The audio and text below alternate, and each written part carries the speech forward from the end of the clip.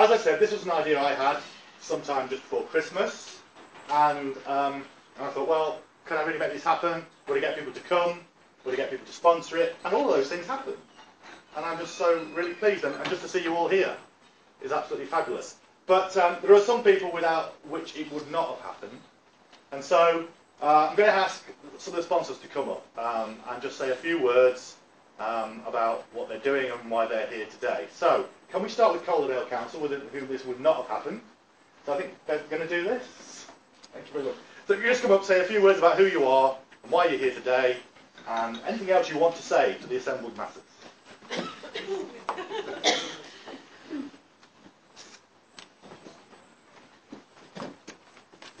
Thank you. Good morning, everybody. I'm not going to do that. I could get myself into an awful lot of trouble this morning, so I'll stick to the agenda. First of all, I just wanted to thank John. I think for having the imagination to make today possible. Like a lot of people, I suppose I'm a little wary about how it's going to work, but I think we have a real problem in social care in particular at the moment, not just about finances, but the fact that we often do things that people don't want us to do, and we don't include people early enough in those conversations about what it is that people need to stay at home and to stay well and to do all the things that they want to continue doing. So I think it's really amazing to have a session where right from the very beginning we're including people in those discussions, because we can't carry on doing what we've always done. So I think there's a great opportunity this morning to really have a very different discussion about how we work together in partnership. And I think in the council, we've just been talking this morning, we struggle to talk to each other just in different directorates, never mind across a whole range of partners who are out there doing things day in and day out. And I have to say there is something about the resilience of people in Calderdale. We've just had the floods, all of those things that have happened that have been quite traumatic, but the way communities have come together to support each other, I think really shows the spirit of Calderdale. I mean, we now describe ourselves in Halifax as somewhere between Happy Valley and Last Tango. So I think you can decide which side of the scale you want to be on. But there's such a range of innovation, of real solid, good roots to work on. And so I think we are quite blessed. And even though we are in very, very difficult financial times, I think this is the time when real innovation happens, where we really do have to start thinking about how we can support people. And I think, you know, despite the fact that we are, or that I represent adult social care, it feels sometimes like we make it more difficult for people and we cause more problems than we solve. And actually what we want to do is to make sure that people themselves are driving how we work and what it is that we offer. So we really want to see a change in that relationship. We've got particular responsibilities and we will do our part of it, but we really want to get that message about people being in control of their own life, people knowing themselves what they want. I certainly have shared with my colleagues what I would want to happen to me. And I can see some of my colleagues now putting their head down and groaning because I'm going to tell the tale of my advanced plan. I want to go into a care home, and my challenge is to be excluded for having challenging behaviour, because I want to have sherry parties and get into all kinds of bother. And then I want to take a personal budget, and I want to live on a cruise boat, because at £550 a week, a Mediterranean cruise is cheaper than a care home. And there's always a doctor on board, and I'll never have a problem with nutrition. I'll have a problem with my weight, but I've had that all my adult life, so yeah, I can live with that one. So I think in terms of how we use personalisation to unlock the new resources that we do have, really to help people do the different things that they want and what's right for them.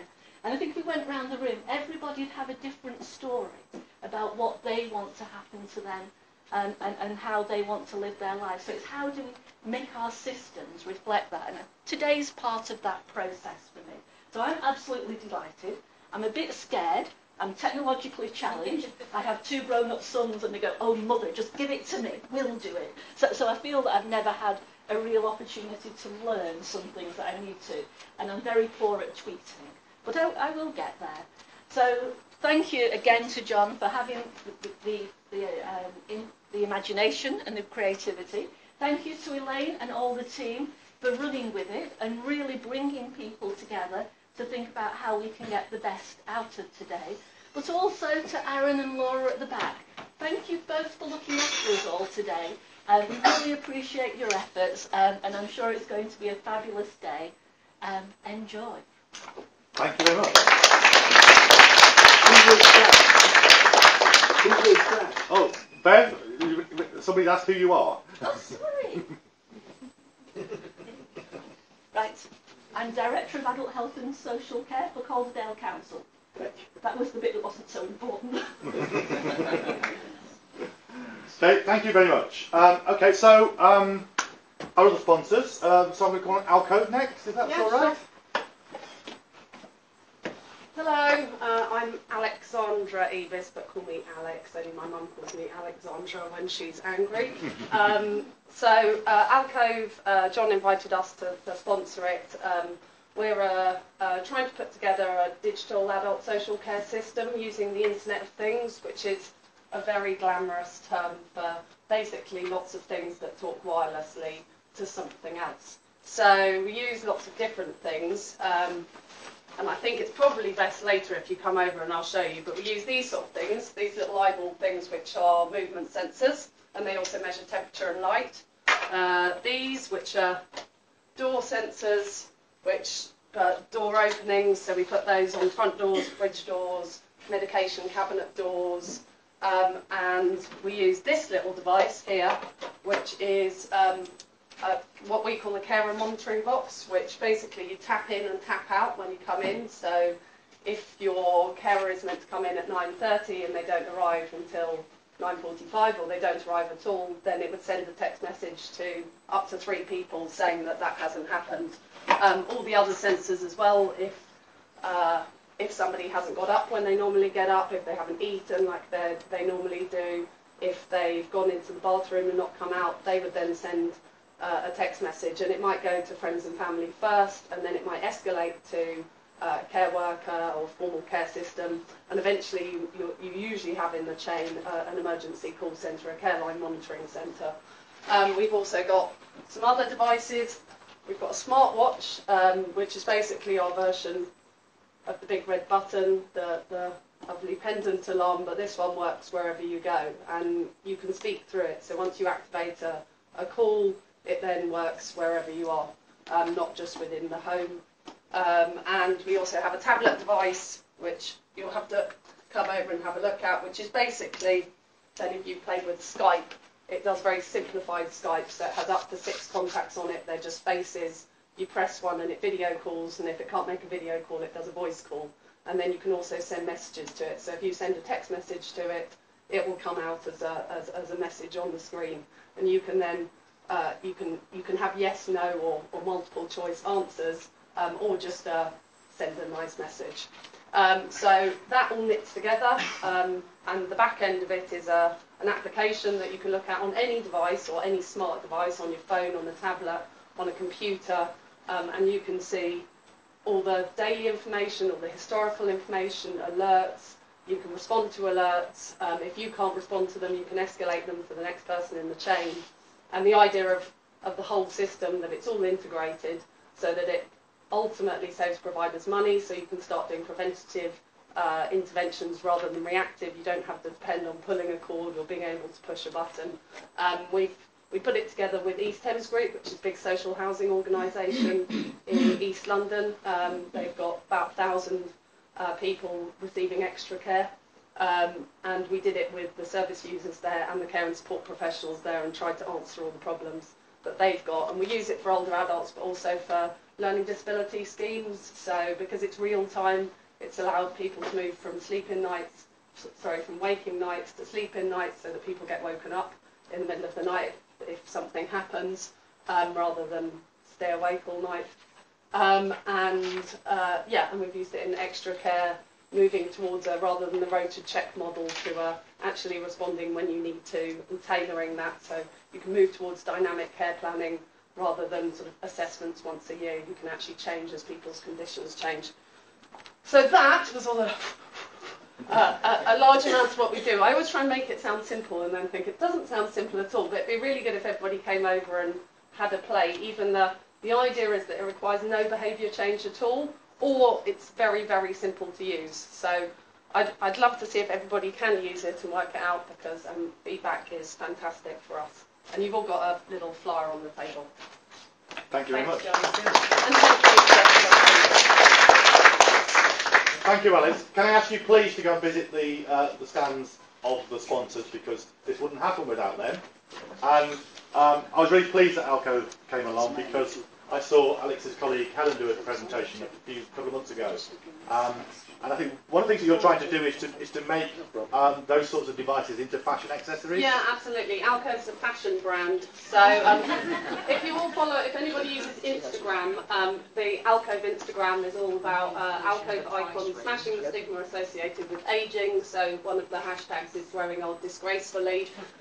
We also do Silver Fox Sundays and various other entertainment. But yeah, everything had to work, look great, be something that I would wear or I would have in my house, or it wasn't. It didn't pass the test. So yeah, and everything's personalised. So the watch strap, actually I've got a very boring black watch strap with me today, but you can personalise your watch strap. So we have quite a lot of ladies wearing zebra print and leopard print watch straps in East London, but you can choose what you like. Thanks, Alex. So colleagues from Inventia and ProMe next. Good morning, everyone. My name's Andrew Kent, and as John says, I'm from Inventia.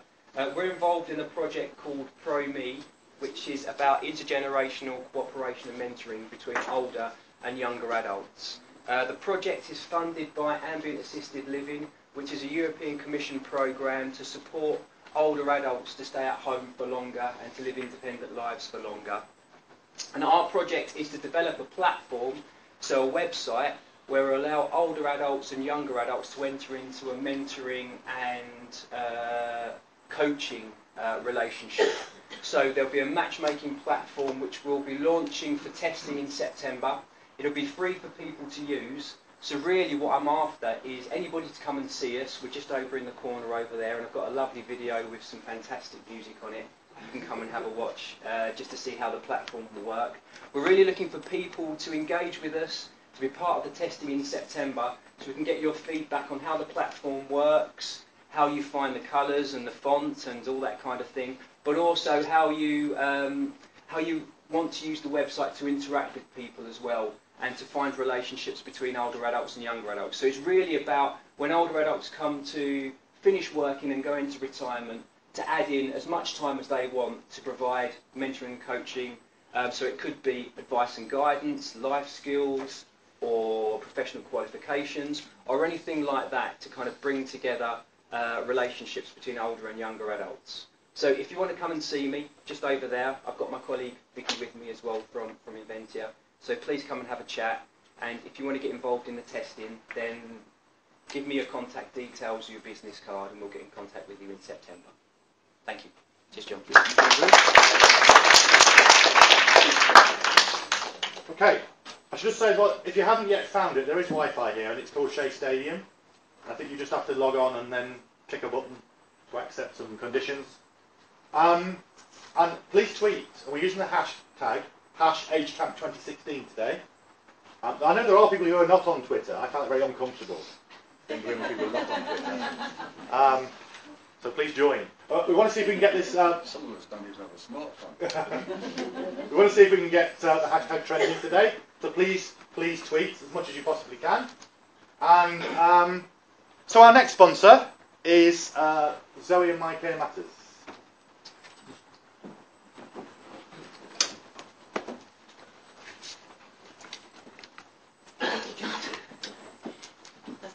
I wasn't expecting to stand up and talk to you here, so I've been helping that very quickly. You don't have to if you don't want to. Oh, I will. I'll grab the moment.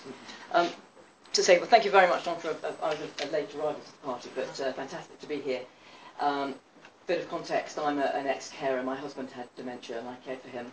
6 or 7 years at home until he had to go to a care home for what turned out to be the final 13 months of his life. And so why I got involved in this stuff was because I was not happy with the lack of communication of his needs and preferences to care staff.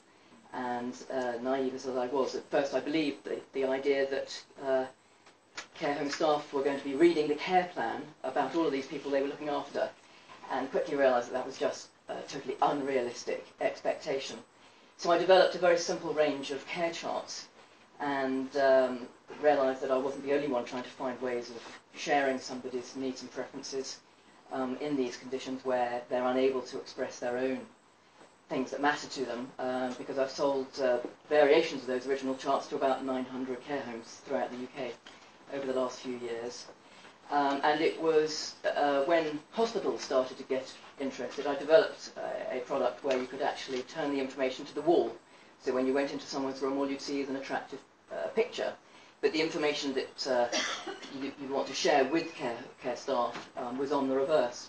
So perfect for a ward setting.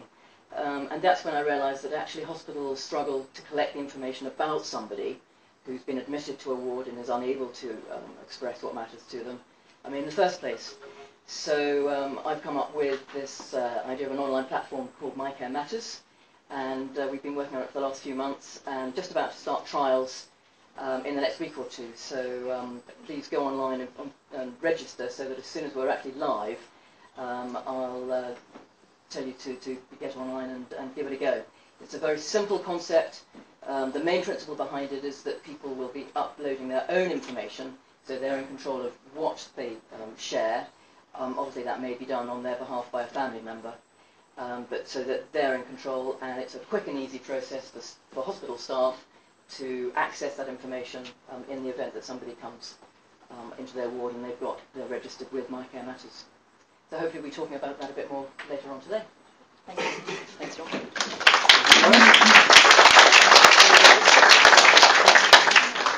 And the last of our sponsors is Doug from 50/50 Partnership.